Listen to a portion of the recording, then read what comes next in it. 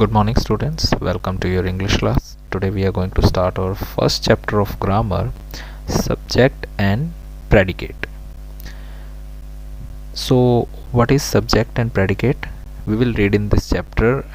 As we know, in a sentence there is a subject who is the person or the thing about which we are talking, and then there is predicate. The rest of the part except the subject is the predicate, which contain verb, helping verb, and any other thing like conjunction. So let's start the chapter. We start from the warm up. Match each subject with most appropriate predicate. So here are some subjects दे रखे हैं आपको, और दूसरे column में आपको predicates दे रखे हैं. आपको मैच करना है वो सब्जेक्ट जो साथ वाले प्रेडिकेट से अप्रोप्रिएट हो. So we can see first one, the man stood under the banyan tree. So the first one matched to the D. The man stood under the banyan tree. Why not any other? The man, अगर हम इसे first से match करने के, the man blew down. क्या man blow हो सकता है? क्या मैन बह सकता है? No. The man happen here stay a secret. क्या मैन हैपन होता है? क्या मैन हो नहीं. The man made our blood curdle. क्या मैन आपका ब्लड कर्डल कर सकता है? No. The man stood under the banyan tree. The man was stood under the banyan tree. ये बिल्कुल करेक्ट है. Second one, the clowns. Second one match from the E.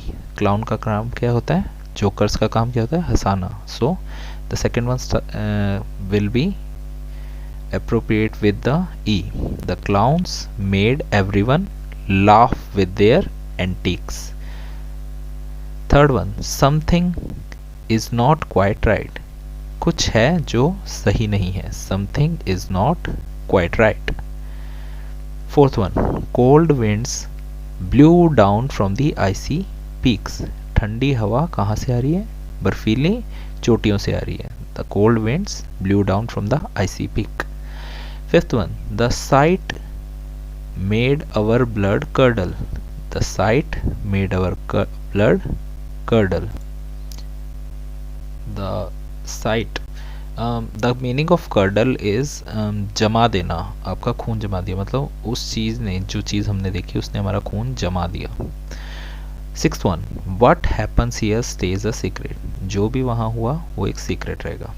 So you can see that every subject is matched to a single predicate. मतलब हर subject का एक particular predicate होता है. ऐसा नहीं है कि यहाँ पे आपके पास ऑप्शंस नहीं थे, बट ऐसा हो सकता है कि हम मैन के साथ और भी कुछ लगा सकते हैं. Suppose you don't have any options here, so you can say the man was running, the man was cleaning the house, the man was standing there, the man was the culprit. You can write anything here. आप कुछ भी predicate बना सकते हो. There are so many options. Now let's continue the chapter. The sentence is the most important grouping of word because it express a complete thought. Every sentence has a subject and a predicate. Sentence सबसे important group of word होता है. Other group of words are clauses and phrases. आपने जो अपनी previous classes में पढ़ा होगा. Sentence सबसे इंपॉर्टेंट होता है उसके अंदर, क्योंकि वो पूरा सेंस क्रिएट करता है. उससे हमें पूरी बात पता लग जाती है. एंड सेंटेंस के दो पार्ट्स होते हैं. सेंटेंस को हम दो पार्ट में डिवाइड कर सकते हैं. First one is subject. The subject is जिस पर्सन के हम बारे में हम बात कर रहे हैं, जो मेन है इसके अंदर, रोल है जिसका उस सेंटेंस में, that is the subject. And predicate is rest of the part. अगर हम सब्जेक्ट को सेंटेंस में से हटा ले तो बाकी जितना भी होगा वो क्या होगा? Predicate. Basic structure of a sentence. Every sentence has a subject, which is the person or the thing that the sentence is about, and a predicate, which is what sentence say about the subject. तो sentence के अंदर एक subject होता है. वो एक person भी हो सकता है या एक thing भी हो सकता है जिसके बारे में हम बात कर रहे हैं, और एक predicate होता है जो हम उस चीज़ के बारे में बात कर रहे हैं. The predicate always has a finite verb in it. जो प्रेडिकेट है उसके अंदर फाइनाइट मतलब वर्ब होते हैं, मतलब जिसे फाइनाइट मतलब जो काउंटेबल हो, काउंटेबल वर्ब होते हैं। वर्ब मीन्स क्रिया, जो काम कर रहे हैं वो। This finite verb is most important word in the sentence. और जो ये वर्ब होता है, जो चीज़ जो काम हो रहा है उस सेंटेंस के अंदर, वो सबसे इंपॉर्टेंट पार्ट होता है। The most important word of the subject is called the head word of the subject which is always a noun. जो मोस्ट इंपॉर्टेंट वर्ड होता है सब्जेक्ट का, उसे हम हेड वर्ड कहते हैं। जैसे हम कहते हैं ना, अगर कोई जैसे आपके स्कूल में प्रिंसिपल होते हैं तो हम उसे कहते हैं हेड मास्टर, वो हेड होता है। सबसे इम्पोर्टेंट चीज़ क्या होती है हमारी, हेड होता है, तो हेड वर्ड कहते हैं उसे हमें। वो कौन सा वर्ड होता है, हेड वर्ड। एंड वो हमेशा एक नाउन होता है। What is a noun, noun is a person, place और thing. In the following example, the subject is highlighted and the predicate is italicized. The verb is both italicized and in bold black, while head word is underlined. अब आपके इस sentence के अंदर जो subject है उसे blue colour में highlight किया हुआ है और जो प्रेडिकेट है उसे इटैलिक वे में लिखा हुआ है। जो वर्ब है इसके अंदर, जो मतलब काम हो रहा है, उसे हमने क्या किया है, बोल्ड भी कर रखा है और इटैलिसाइज भी कर रखा है, क्योंकि वो प्रेडिकेट का पार्ट होगा। और जो हेडवर्ड है उसे अंडरलाइन कर रखा है। जो हेडवर्ड क्या होगा, एक नाउन होगा और उसे हमने अंडरलाइन कर रखा है। हेडवर्ड किसका पार्ट होगा मोस्टली, हेडवर्ड मोस्टली सब्जेक्ट का पार्ट होगा। So let's see the first example. A dirty dish lay on the floor. A dirty dish, किसके बारे में बात कर रहे हैं हम, ए डर्टी डिश की बात कर रहे हैं। तो यहाँ पे सब्जेक्ट क्या है, अ डर्टी डिश। और इसमें जो हेड वर्ड है वो कौन सा क्या है, डिश। जो मेन चीज़ है जिसके बारे में बात कर रहे हैं हम, वो डिश है। डिश थी, वो डर्टी थी, इसलिए हमने उसे क्या कहा, ए डर्टी डिश। अब उसके बारे में क्या बताया, ए डर्टी डिश के बारे में क्या बताया, it was lying on the floor, it was lying on the floor. तो इसके अंदर वर्ब क्या है, ले, पड़े होना। ले मतलब क्या हुआ, पड़ा होना। ऑन द फ्लोर ये बाकी पार्ट है, सेंटेंस का बाकी पार्ट क्या हुआ, predicate. Now next one is the brakes of the car were not working well even after the servicing. तो इसमें किसके बारे में बात कर रहे हैं हम, ब्रेक के बारे में बात कर रहे हैं। तो ब्रेक कौन से, कार के। The brake of the car क्या है, हमारा सब्जेक्ट है। ब्रेक क्या है, हमारा सब्जेक्ट क्या है, the brake of the car. और इसमें जो हेड वर्ड है वो क्या है, ब्रेक। किसकी बात कर रहे हैं, ब्रेक। कार तो हमारा इंपॉर्टेंट नहीं है, हम ब्रेक की बात कर रहे हैं कि ब्रेक ढंग से काम नहीं कर रहा है। तो बाकी पार्ट क्या हो गया हमारा, predicate. Were not working well even after the servicing, ये हमारा क्या है, प्रेडिकेट। और इसमें जो वर्ब है वो क्या है, वर नॉट वर्किंग, ये काम नहीं कर रहा है, ये है हमारा वर्ब।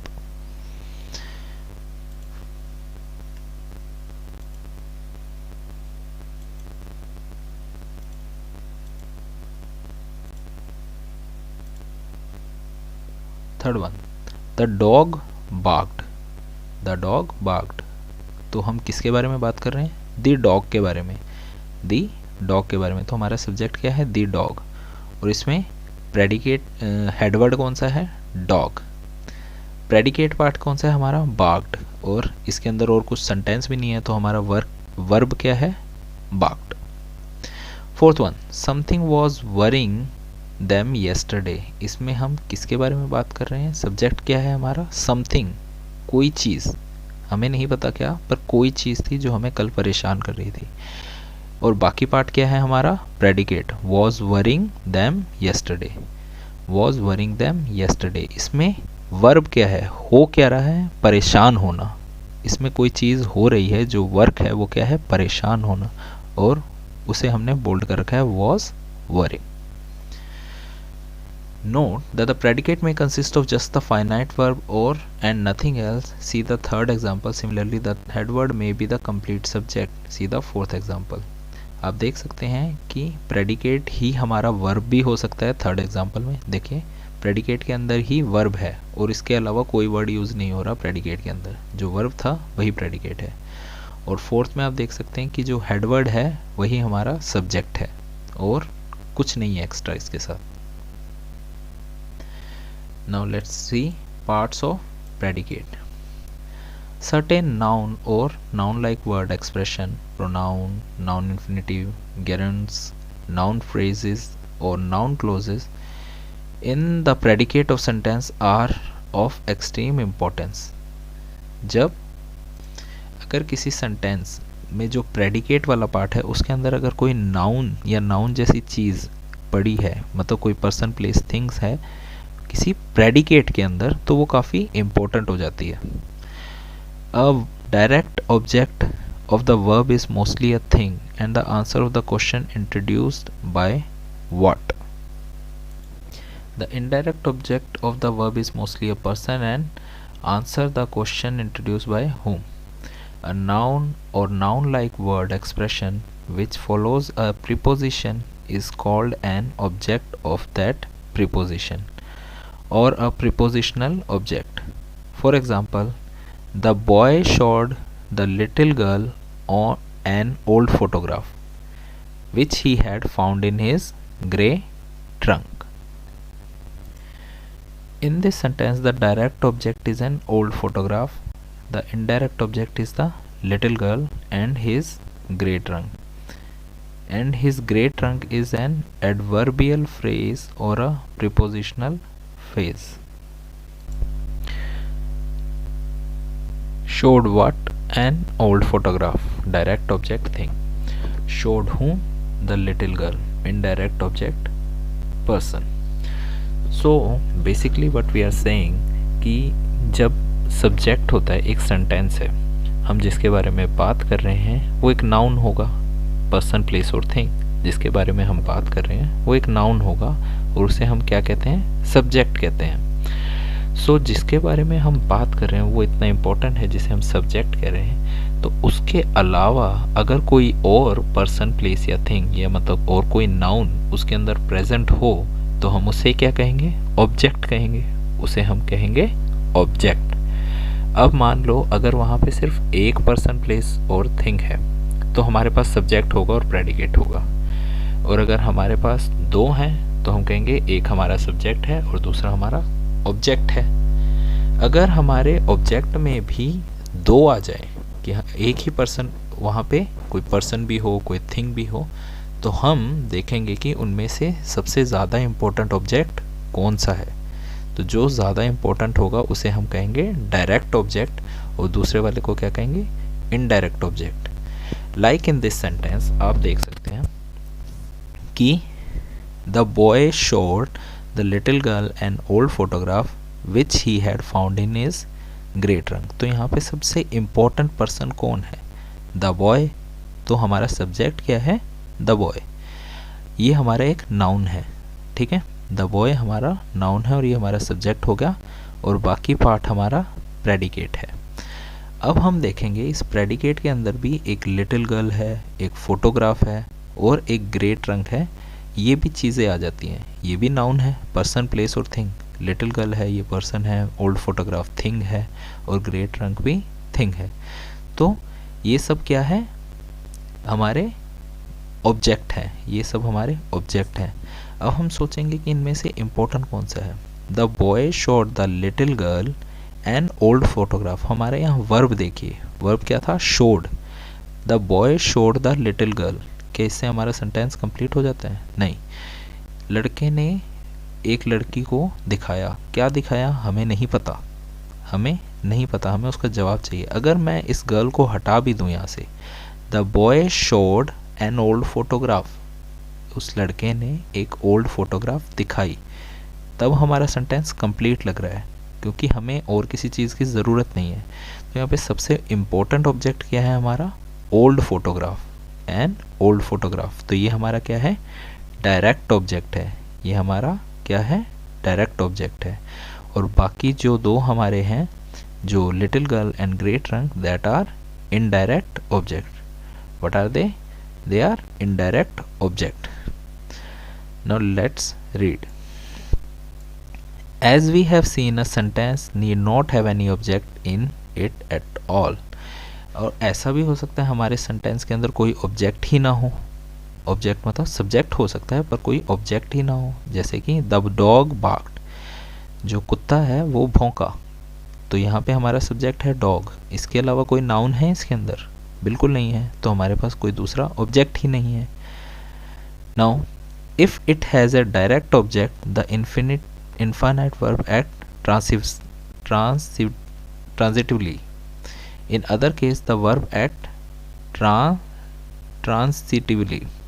अगर हमारे पास वहाँ कोई डायरेक्ट ऑब्जेक्ट होता तो हमारा वर्ब है वो ट्रांजिटिवली एक्ट करता। देखते हैं उसका मीनिंग क्या है। If a sentence has a direct object then it may not have a indirect object. For example he bought a pen, यहाँ पे हमारा सब्जेक्ट तो क्या है? ही है, और हमारा ऑब्जेक्ट क्या है? पेन है। He bought a pen. अब हमारा यहाँ पे एक डायरेक्ट ऑब्जेक्ट है pen. But if he has an indirect object then it has to have a direct object. देखिए ही बॉट अ पेन, यहाँ पे हमारा एक डायरेक्ट ऑब्जेक्ट है। उसने क्या खरीदा? पेन खरीदा। ठीक है, हमें यहाँ पे किसी इनडायरेक्ट ऑब्जेक्ट की ज़रूरत नहीं है कि उसने कहाँ से ख़रीदा, किससे ख़रीदा, कितने में ख़रीदा, ये हमें जानने की ज़रूरत नहीं है। हमारा यहाँ पे सेंटेंस कंप्लीट है। इसका मतलब है कि अगर हमारे सेंटेंस में एक डायरेक्ट ऑब्जेक्ट है तो हमें इनडायरेक्ट ऑब्जेक्ट की ज़रूरत नहीं है। बट अगर हमारे सेंटेंस में एक इनडायरेक्ट ऑब्जेक्ट है तो हमें डायरेक्ट ऑब्जेक्ट की ज़रूरत पड़ेगी। डायरेक्ट ऑब्जेक्ट की ज़रूरत हमेशा पड़ेगी हमें अगर वहाँ इनडायरेक्ट ऑब्जेक्ट है तो।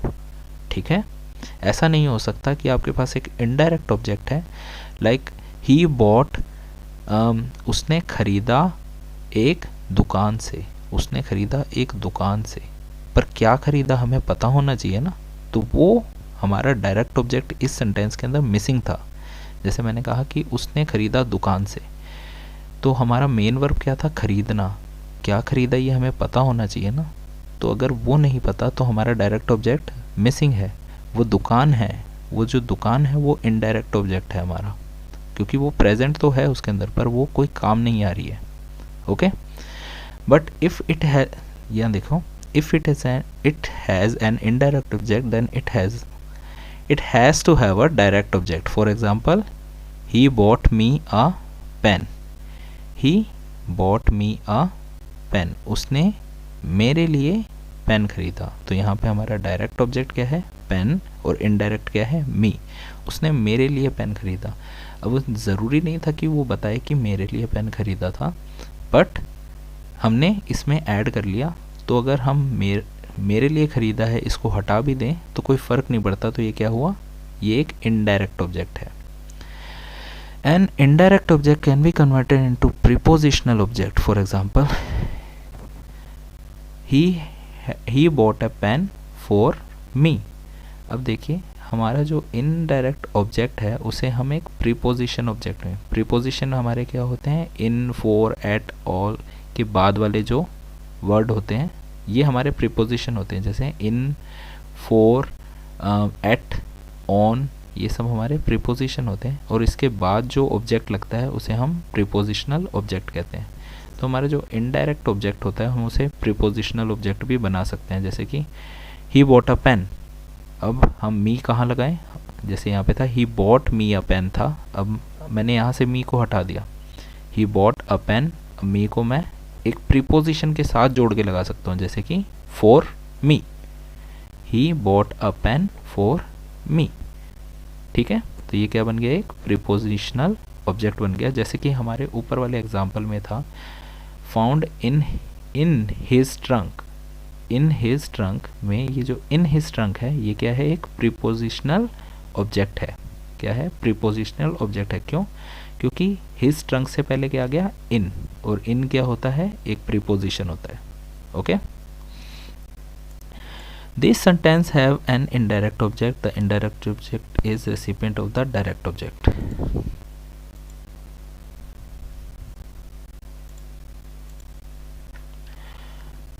Write DO above the direct object and IO above the indirect object in the sentence. Write NO for the sentence where there is no object at all. Okay. अब हमें डायरेक्ट ऑब्जेक्ट के ऊपर DO लिखना है, indirect object के IO, और जहाँ पे कोई ऑब्जेक्ट नहीं है वहाँ पे NO लिखना है। Let's start. Mister Lal bought a smart coat for her youngest daughter. अब हमें ये एग्जांपल ध्यान से देखना, क्योंकि इससे आपको डायरेक्ट और इनडायरेक्ट का काफ़ी आइडिया हो जाएगा। तो यहाँ पे सबसे जो मेन पर्सन है वो कौन है? मिस्टर लाल है। कौन है? मिस्टर लाल है। तो ये तो हमारे सब्जेक्ट हो गए, ये हमारे ऑब्जेक्ट नहीं हो सकते, ये हमारे सब्जेक्ट है। अब इन्होंने किया क्या? सबसे इम्पोर्टेंट चीज़ है, इन्होंने किया क्या? ही बॉट, उन्होंने खरीदा। अब देखिए मिस्टर लाल के अलावा यहाँ पे क्या क्या सब्जेक्ट है, मतलब क्या क्या नाउन है? अ स्मार्ट कोट और हर यंगेस्ट डॉटर। तो यहाँ पे a smart coat and her youngest sister are other two nouns, ये दो अलग अलग नाउन है। अब देखते हैं मिस्टर लाल ने क्या किया। मिस्टर लाल बॉट, मिस्टर लाल ने खरीदा। अब वो क्या खरीद सकते हैं? कोट खरीद सकते हैं या अपनी बेटी को खरीद सकते हैं? ऑब्वियसली वो कोट खरीद सकते हैं। तो mister Lal bought a smart coat. तो स्मार्ट कोट हमारा क्या है? डायरेक्ट ऑब्जेक्ट है। स्मार्ट कोट क्या है? डायरेक्ट ऑब्जेक्ट है। एंड यंगेस्ट डॉटर क्या है? हर यंगेस्ट डॉटर है हमारा इनडायरेक्ट ऑब्जेक्ट। तो अ स्मार्ट कोट के ऊपर आप लिखेंगे D O and her youngest daughter के ऊपर लिखोगे I O. Now second one, Sandeep gave me the book yesterday. Important subject कौन है? यहाँ पे सब्जेक्ट कौन है? संदीप है। संदीप के अलावा यहाँ नाउन कौन है? मी और बुक। मी और बुक। मी क्योंकि मैं पर्सन हूँ, एंड बुक क्योंकि थिंग है, तो ये दोनों नाउन हो गए। अब देखते हैं वर्ब क्या था यहाँ पे। संदीप गेव, संदीप ने दिया। क्या दिया होगा? कोई चीज ही दी होगी। तो बुक क्या दी होगी? Sandeep gave book yesterday. तो जो बुक है यहाँ पे इम्पोर्टेंट है, इसलिए बुक क्या हो गई? Direct object. यहाँ पे बुक क्या है? Direct object. और मी कौन है? Indirect object. Third one, Johnson drove the car. Johnson drove the car. यहाँ पे इम्पोर्टेंट कौन है? जॉनसन। तो जॉनसन क्या है? सब्जेक्ट है। पहला तो जो सबसे इम्पोर्टेंट है जिसके बारे में बात करते हैं वो तो सब्जेक्ट हो ही जाता है। तो जॉनसन क्या है? सब्जेक्ट। जॉनसन ने क्या किया? ड्राइव किया। क्या किया? ड्राइव किया। किसको ड्राइव किया? कार को ड्राइव किया।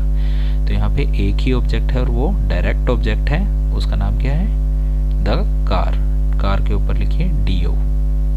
जैसा कि हमने रूल्स में पढ़ा था, आपके पास अगर एक ही ऑब्जेक्ट है तो वो डायरेक्ट ऑब्जेक्ट होगा। इनडायरेक्ट ऑब्जेक्ट अकेला कभी नहीं आ सकता बिना डायरेक्ट ऑब्जेक्ट के। इनडायरेक्ट ऑब्जेक्ट है वहां पे तो डायरेक्ट ऑब्जेक्ट भी होगा, पर डायरेक्ट ऑब्जेक्ट अकेला आ सकता है। Don't get confuse. Johnson drove the car, यहाँ पे एक ही ऑब्जेक्ट है और वो होगा direct object. Fourth one, the rabbit jumped high in the air. The rabbit jumped high in the air. यहाँ पे सब्जेक्ट है हमारा रैबिट और इसने क्या किया? जंप किया है। The rabbit jump high in the air. Rabbit jumped high in the air. तो jumped high in the air, यहाँ पे क्या है? कोई पर्सन है? नहीं है। प्लेस है? यस। इन द एयर हमारा प्लेस हो गया, तो ये हमारा हो गया direct object. Next one, Nitin sang a song for his friend। Nitin है वो हमारा सब्जेक्ट हो गया। sang a song, a song क्या हो गया हमारा? a thing। song क्या होगा हमारा? Direct object. for his friend, और his friend क्या होगा हमारा? Indirect object. नितिन ने गाया, वो सिर्फ गाना गा सकता है, तो गाना हमारा डायरेक्ट ऑब्जेक्ट हो गया, इंपॉर्टेंट है। और उसका फ्रेंड क्या है? इनडायरेक्ट ऑब्जेक्ट है। Give me that box at once. तो यहाँ पे सब्जेक्ट क्या है? मी। सब्जेक्ट क्या है? यहाँ पे सब्जेक्ट क्या है? मी। और ऑब्जेक्ट क्या है? Direct object box. Seventh one, the flower that were given to Bonnie by Sukhi have withered. तो यहाँ पे सबसे इम्पोर्टेंट सब्जेक्ट, यहाँ पे सब्जेक्ट क्या है? The flower that were given to Bonnie by Sukhi have withered. तो यहाँ पे जो डायरेक्ट ऑब्जेक्ट है वो है बॉनी। यहाँ पे जो डायरेक्ट, तो हमारा जो सुखी है वो डायरेक्ट ऑब्जेक्ट हो गया और बोनी क्या हो गया, इनडायरेक्ट ऑब्जेक्ट हो गया। 8th one, the shark swished its tail and swam away. यहाँ पे देखिए जो द शार्क है वो हमारा सब्जेक्ट हो गया, स्विश्ड, उसने क्या किया, स्विश किया, क्या किया स्विश, अपनी टेल। तो यहाँ पे डायरेक्ट ऑब्जेक्ट क्या हुआ है, टेल, आपका डायरेक्ट ऑब्जेक्ट क्या हो गया, टेल, और यहाँ पे इनडायरेक्ट ऑब्जेक्ट नहीं है, यहाँ पे इनडायरेक्ट ऑब्जेक्ट नहीं है, टेल आपका डायरेक्ट ऑब्जेक्ट है। सो I hope you have understood this chapter. Go through it again and read, watch this video carefully so you can understand it well. We will continue this chapter in the next video. Thank you and have a nice day.